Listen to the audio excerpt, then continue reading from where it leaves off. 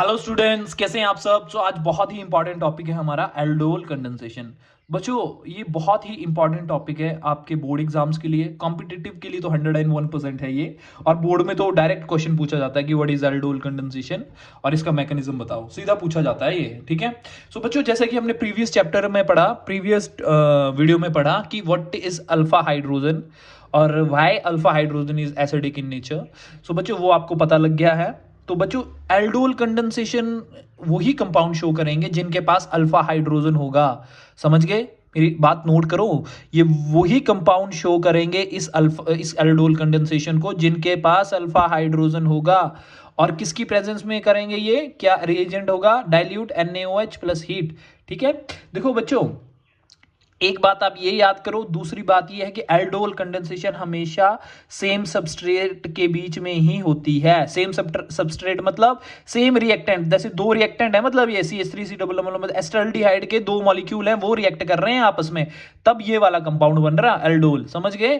समझ गए? तो सेम क्या सबस्ट्रेट्स के बीच में। ठीक है। और इसमें हमें क्या मिलेगा? एक एनोलेट आयन फॉर्म होगा। समझ गए? कौन सा आयन फॉर्मेट होगा?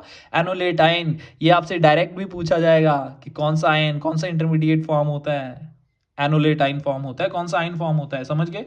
तो देखो बच्चों, दो कंपाउंड, दो 2 मोल्स ऑफ हमने एसिटाल्डिहाइड लिया और बेसिक मीडियम में जब हम इसको हीट करेंगे, और इसके बाद क्या बनेगा? इसी के बीच में जो स्टेप होगा उसमें एनोलेट आयन बनेगा। एनोलेट आयन इस कार्बोनाइल कंपाउंड पे, ग्रुप पे अटैक करेगा, तब हमें ये वाला एल्डोल मिलेगा। मैं आपको इसका मैकेनिज्म बताऊंगा आगे कैसा हुआ। ठीक है। जस्ट रिएक्शन है ये। फिर जब हम इसको हीट करेंगे तो अल्फा और बीटा हाइड्रोजन से क्या होगा? यहां से हाइड्रोजन आएगा और ये वाला हाइड्रोजन आएगा, और क्या होगा? वाटर निकल जाएगा बाहर। समझ गए? समझ गए? और उसके बाद हमें इनल मिल जाएगा। ठीक है। ई मतलब EN मतलब डबल बॉन्ड के लिए लगाया, और अल जो लगाया ये एल्डिहाइड ग्रुप का लगाया। ठीक है। सो चलो बच्चों, अब इसका मैकेनिज्म पढ़ते हैं क्योंकि बहुत इंपॉर्टेंट मैकेनिज्म है इसका। देखो बच्चों, मैकेनिज्म देखो। देखो, मैंने एस्टल्डिहाइड को ऐसे खोल के लिख लिया, मान रहे हो? ठीक है। मैंने H ऐसे लिख लिया, C डबल बॉन्ड H। अब बच्चों, जब भी हम बेस की प्रेजेंट में इसका रिएक्शन करवाएंगे तो बेस क्या करता है? प्रोटॉन को निकालता है। जब ये इस प्रोटॉन को निकालेगा तो माइनस वाटर निकल जाएगा, OH नेगेटिव इसको H पॉजिटिव ले जाएगा, और ये वाले इलेक्ट्रॉन इधर शिफ्ट हो जाएंगे। अब अगर कार्बन पे शिफ्ट हो गए तो वो एक एनोलेट आयन की फॉर्मेशन करेंगे, मतलब negative charge on carbon atom. समझ गए? अब ये एज अ न्यूक्लियोफाइल क्या करेगा? अटैक करेगा। कहां अटैक करेगा? ये ऐसे जाएगा और इस कार्बोनाइल पे अटैक करेगा। क्यों करेगा? क्योंकि ऑक्सीजन जो है ये वाले इलेक्ट्रॉन अपनी तरफ खींच लेगा, पार्शियल पॉजिटिव क्रिएट हो जाएगा, और ये नेगेटिव दौड़ा दौड़ा पॉजिटिव के पास अपने इलेक्ट्रॉन डोनेट कर देगा। समझ गए? तो हमारे पास क्या कंपाउंड बन जाएगा? CH3CH बन रहा है ना, वो नेगेटिव ऊपर चला गया और CH2 यहां लग गया और CHO बन गया। ठीक है।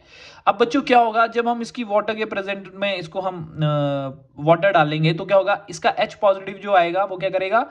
सीधा यहां पे अटैच हो जाएगा। ठीक है। H पॉजिटिव सीधा ऑक्सीजन के पास अटैच हो जाएगा, और हम इसको बोल देंगे एल्डोल। समझ गए? एल्डोल। और ये अल्फा और बीटा क्यों लिखा है? इस ग्रुप के विद रिस्पेक्ट ये वाला अल्फा कार्बन है, और इस ग्रुप के विद रिस्पेक्ट ये वाला बीटा कार्बन है। समझ गए? अब क्या होगा बच्चों? हम जो है इसको हीट करेंगे और वाटर निकालेंगे। कैसे निकालेंगे? देखो, CH2 है, इधर से इसको मैं ऐसे लिख लेता हूं, एक HS होगा और ये वाटर निकल जाएगा, और यहां पे CH ही रह जाएगा। समझ गए? तो हमारे पास हीट करके ये बन जाएगा CH3। ठीक है। इसको मैंने ऐसे लिख दिया। ठीक है। CH3 CH double bond CH CHO इनल बन गया। समझ गए?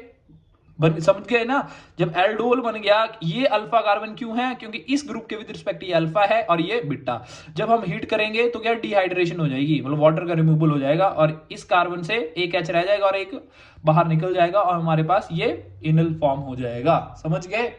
बच्चों, एक बात नोट करना आप कि एल्डोल कंडेंसेशन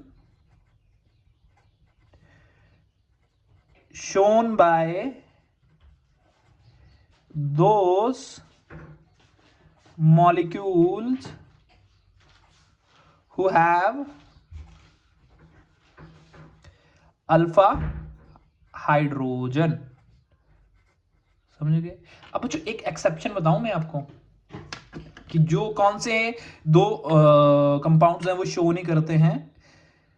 इसको अलग स्टेप लिखो ऐसे, ये 1 हो गया, ठीक है, ये 2 हो गया। अब इसमें लिखना, एक हो गया HCHO, एक हो गया benzaldehyde.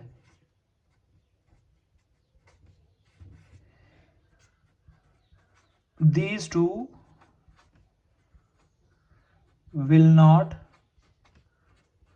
show aldol condensation because they don't have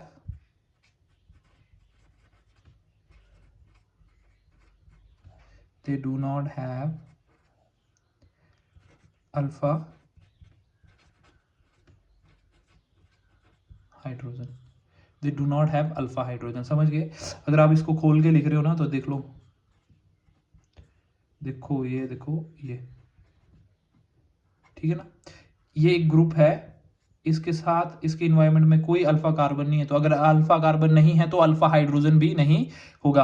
अगर इसको आप खोल के लिखोगे तो इसके साथ जो अल्फा कार्बन है, ये जो है ये सारा बॉन्डेड है कार्बन के साथ, इसका कोई अल्फा हाइड्रोजन नहीं है, तो ये भी रिएक्शन नहीं देगा। ये आपसे डायरेक्ट पूछा जाएगा क्वेश्चन, यही मैक्सिमम पूछे जाते हैं कि ये वाले दे देंगे कौन से कंपाउंड है जो अल्फा हाइड्रोजन, जो एल्डोल कंडेंसेशन नहीं देते हैं। सीधा पूछा जाएगा आपसे कि एक हो जाएगा फॉर्मेल्डिहाइड और दूसरा हो जाएगा बेंजल्डिहाइड, या ऐसे पूछा जाएगा कि वाई फॉर्मेल्डिहाइड और benzaldehyde do not show aldol condensation, तो आपको बताना पड़ेगा कि सर इनके पास अल्फा हाइड्रोजन नहीं है, इसीलिए ये एल्डोल कंडेंसेशन शो नहीं करते। समझ गए बच्चों? सो होप सो आपको ये सारा समझ आया होगा, और अगर आपको कोई भी डाउट है तो आपने बेझिझक मेरे को कमेंट करना है कि सर हमें समझ नहीं आया, ये डाउट है, अब हमें हमारे डाउट क्लियर कीजिए, मैं आपको फिर वीडियो बना के क्लियर करूंगा। समझ गए बच्चों? और मैं चाहूंगा प्लीज आप एक लाइक पक्का करें, क्योंकि इससे ये होता है कि मुझे अपनी रिपोर्ट मिलती रहती है, ठीक है? क्योंकि मेरी टीचिंग तभी सफल रहेगी अगर आपको समझ आएगा। समझ गए? टीचिंग वन वे नहीं है, ठीक है, कि मैंने पढ़ा दिया हो गया, आपको भी समझ आना चाहिए। अगर आपको समझ नहीं आया तो फिर टीचिंग सक्सेसफुल नहीं है मेरी। समझ गए? क्यों? क्योंकि अगर मेरा तो मेन मोटिव है भी कि आपको ये समझ आना चाहिए, अगर आपको ये समझ ही नहीं आएगा तो मेरा मोटिव फेल हो गया। ठीक है, मेरा टारगेट क्या है कि आपको ये वाली रिएक्शन समझ आनी चाहिए। अगर मेरा टारगेट ही पूरा नहीं हुआ तो मेरे तो अचीवमेंट 0 चली गई। ठीक है, तो आपने एटलीस्ट कमेंट तो करना है कि सर हमें अच्छा लगा, बुरा लगा, जो भी है। ठीक है, ठीक है। हमें देखो बच्चों, एक ह्यूमन बीइंग्स में एक एरर होता है, वो कभी भी अपने फॉल्ट्स एक्सेप्ट नहीं करता है, आदमी जो होता है। ठीक है, सो मैं भी क्या कर रहा हूं, सीख रहा हूं। ठीक है, मैं भी गलतियां करूंगा। ठीक है, क्योंकि इंसान है, इंसान गलतियां करेंगे।